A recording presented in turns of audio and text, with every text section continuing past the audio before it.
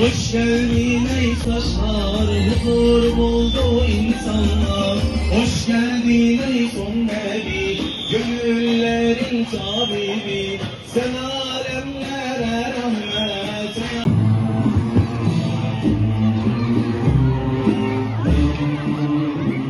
Tekbir!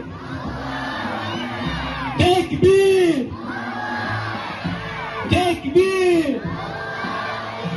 Allahu Ekber! Ellerinde Kur'an-ı Kerimler, dillerinde ayetler, kalplerinde iman, adımlarında okur bir duruş. Onlar sıradan bir yürüyüş için gelmiyorlar. Onlar Kur'an'ın ışığında yetişen bir nesil vizyon olacaklar. Bakın her adımda bir ayet, her adımda Allah'ın bir söylüyor. Tekbir! Yavrularımız Tekbir! maşallah dik duruşlarıyla, okur adımlarıyla, ellerinde Kur'an-ı Kerim'le gençliğe yürüyorlar. Ey anne babalar, bugün gururla bakın evlatlarınıza. Aziz İslam'ın evlatlarıdır. Bunlar Selahaddin Eyyubi'nin torunlarıdırlar. İşte Kur'an nesli, işte geleceğimiz, işte umut.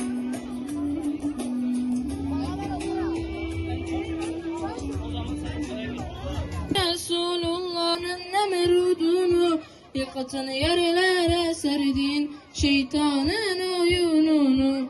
La ilahe illallah Muhammed olsun aziz yüce İslam'a. La ilahe illallah Muhammed Resulullah. La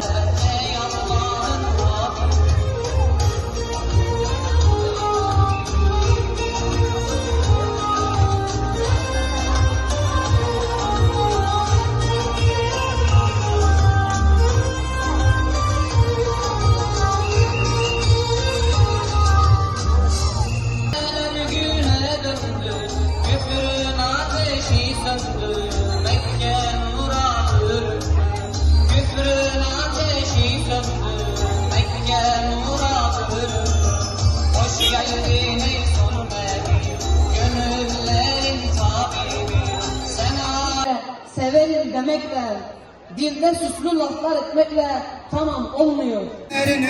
emni cinanu cenneti emci aşka canu dilba hoş kelam her beşin as-salatu was-salam as-salatu was-salamu aleyke ya Resulallah. Sonsuz hamdü senalar olsun. O Allah'tır ki Rabbul Alemin, alemlerin Rabbi olan Allah'tır.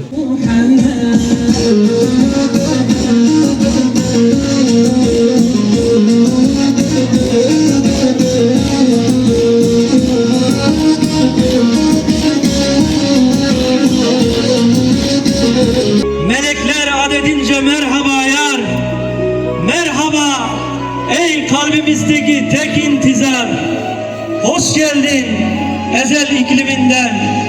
Gelişinle yeryüzü pırıl pırıl, gökyüzü ışıl ışıl, haneler cıvıl cıvıl. İnsanoğluna peygamberler göndermiştir. İnsanlık treni ne zaman rayından çıkmışsa, insanoğlu ne zaman Allah'ı unutmuşsa, ne vakit insanoğlu yozlaşmışsa, Allah Azze ve Celle bir elçisini, Resullerinden birini gönderip insanoğlunu sırat-ı müstakime davet etmiştir.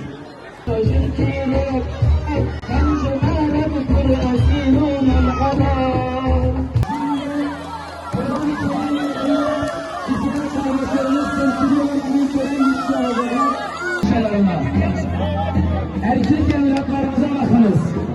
Başlarının üzerinde Kur'an-ı Kerimleri. Seni şükür ya Rab dedeme ve Resulüme lübeyni din-i İslam ki iftihara metevaya her zaman.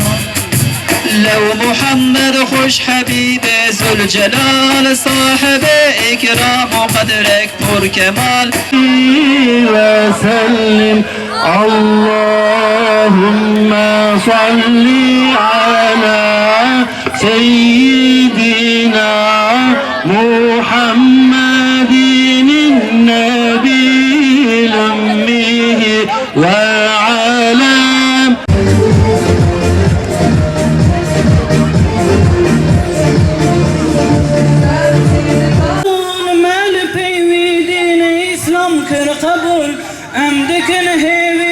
رب العالمين سد رصد خذ يا حمزة كوثري